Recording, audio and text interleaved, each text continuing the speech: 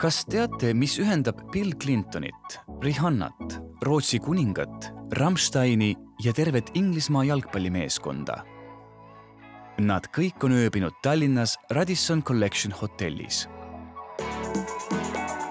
See maailma luksushotellide kitsasse ringi kuuluv majutusasutus on teinud enda südameasjaks, et kõik külalised lahkuksid Eestist võlutuna.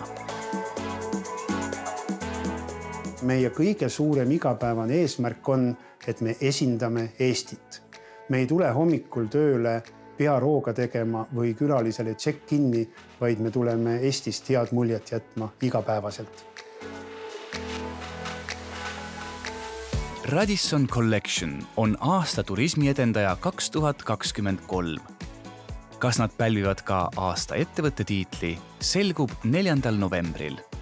Vaata auhinnagaala ülekannet kell 18.45 Eesti Televisioonis.